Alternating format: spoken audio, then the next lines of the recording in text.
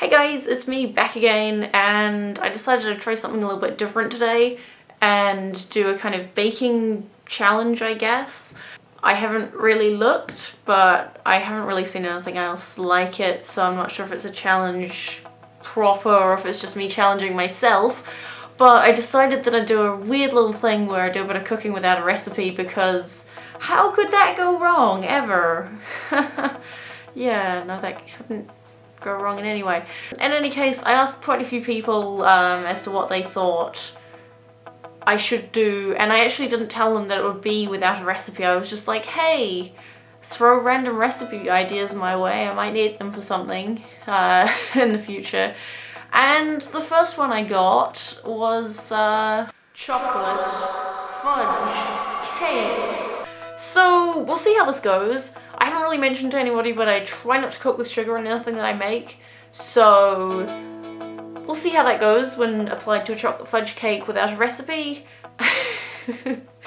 I guess the first thing I should do is try to figure out a group of ingredients that I might need and get them together, and then see if I can figure out quantities and whatever from the ingredients. Okay, so I've got my ingredients together. I decided that I'd actually go with things that were already in my fridge instead of buying new things. So instead of having cocoa powder for the chocolate, we actually have carob powder, which is similar, not quite anything to do with chocolate. It's a completely different bean, so I guess I've already kind of failed, but it's similar. We have the usual suspects of flour, eggs, butter, and milk. That doesn't say milk, but it is milk, trust me. It's just in a different container because it came from a cow, from a farm. I mean, all milk comes from a cow. Ugh. And as I mentioned, there's carob powder as opposed to cocoa powder, so not quite what I need for a chocolate cake, but then I don't have to go out and buy anything, so there's that. And then dates, because otherwise this would probably be some kind of caroby bread, so hopefully the dates will make it more cake-like. But there is one thing about dates and using it in cooking. I probably actually need to give them a little bit of a soak, so I might put them in a container, soak them overnight, and then get back to the recipe tomorrow night. So I've actually left these for 2 days, and these look really good. And now I'm kind of actually feeling a bit sick, so hopefully my voice won't give out halfway through, but we'll see. Okay, so the first step of making something without a recipe, I guess, would be the dry ingredients. So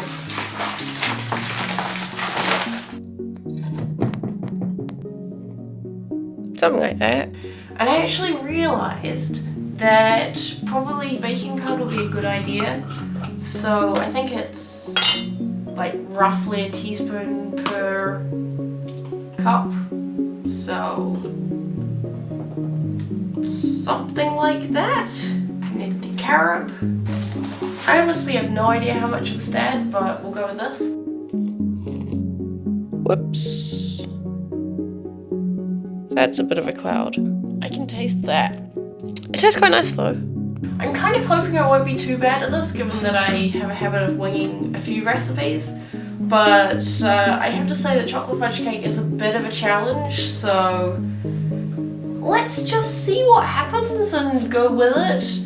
And if it turns out really delicious, then I'll be happy and amazed. So I think the next ingredient I should add in is the butter. I'm not sure how much you're supposed to add, so I'll go with 200 grams, which is about that much of the block.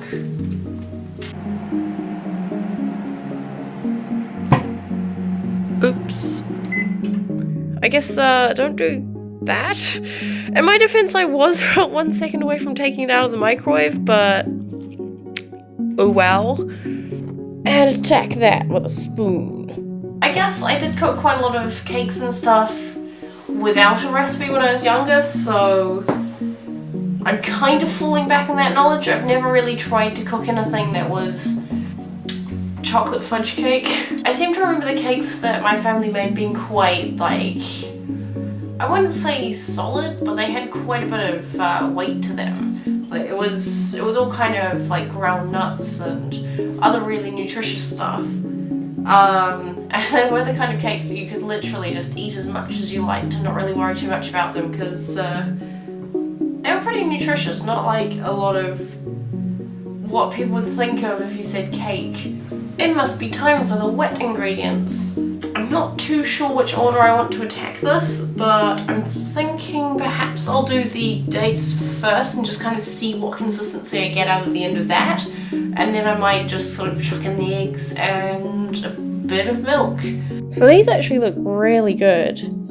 I'm going to crush them up a bit so I can get a more of a smooth consistency in the cake. So this whole cooking idea was supposed to be, my original thought was that I'd do it as a collab. Because it's always more fun, you know, if there's an activity, if there are two people doing an activity, especially if there's a huge chance of getting it wrong. But then my kitchen's not particularly good for cooking in, and finding an actual location, aside from university, to actually meet people and do collabs is a little bit difficult. So I decided that I'd do this on my own, and then maybe next year or something like that, when I've actually got a proper kitchen that I can do cooking with more than one person in, I can actually fit more than one person in there. If you guys enjoy this, then I might be able to do another one and do a collab this time. Okie dokie. So I expect that the carob will give it a bit of flavour, but the date is what's going to kind of add the sweetness. For those of you who don't really know what carob is like, it's kind of very similar to cocoa after the sugar's been added in it, because cocoa by itself is kind of bitter.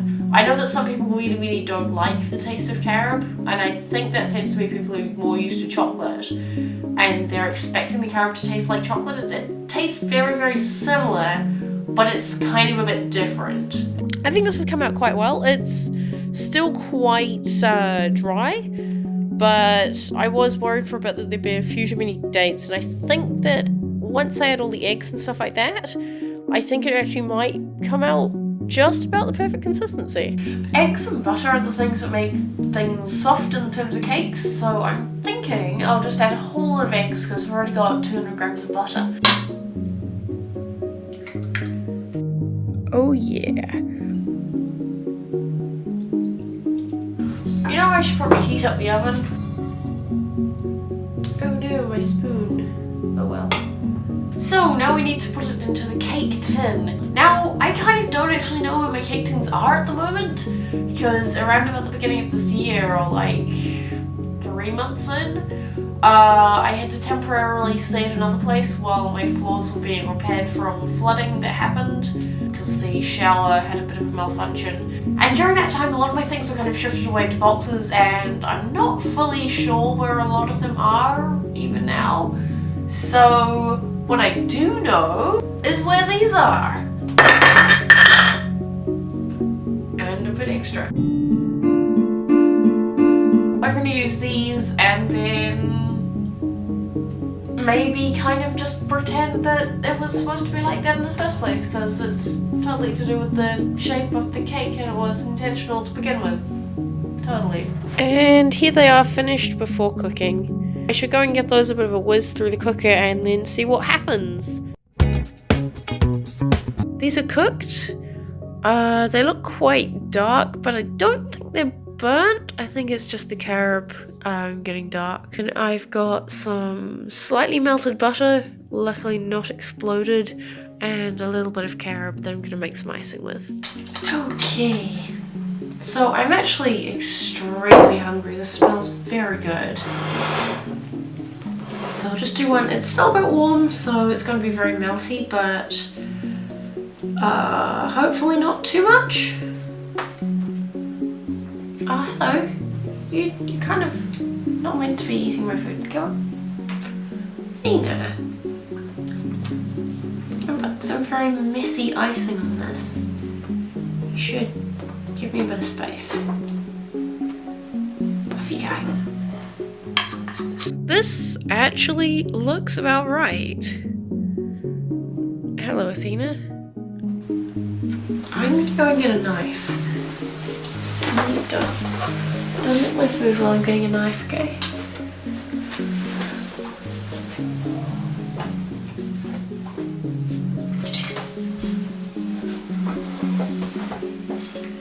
So, if you just move over to here, and maybe don't go in there. Let's close up the camera. You know, what are you eating? She's licking the icing out of the bowl. I'm not sure if carob is alright for cats. I think chocolate's pretty bad. Whoa! Okay, hey, I've just found out. It says, while chocolate is not safe for cats or dogs, carob is a safe alternative, and some would say just as delicious. An arguable point we know. Whoa! That's so cool! So, the actual cake itself is like quite squeezy soft, and actually it smells amazing, so hopefully I won't burn myself. It's really hot still, but I'm pretty keen to give this a try. It's actually quite good. So final thoughts on this.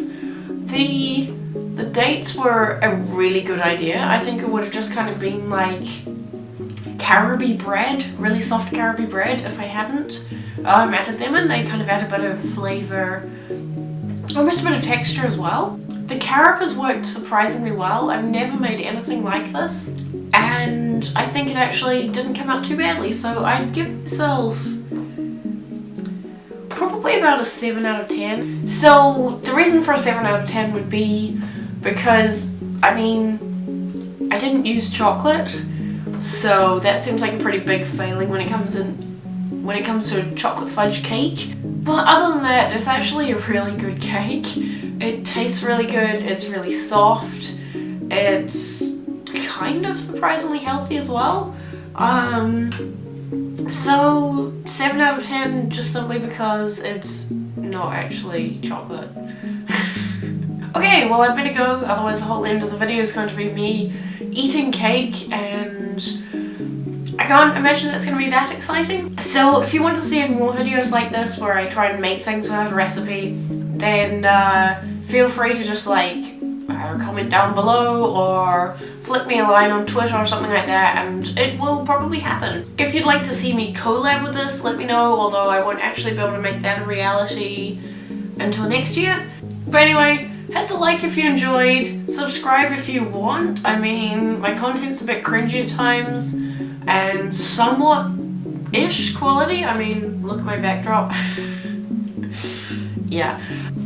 Anyway, I'll probably be back. I've still got another couple weeks of my university holidays, so I'll chug out a few videos then, and I'll see how we go when university starts up. I might take a bit of a break then, but expect me back soon, and hopefully I'll be back for a while. Bye! A little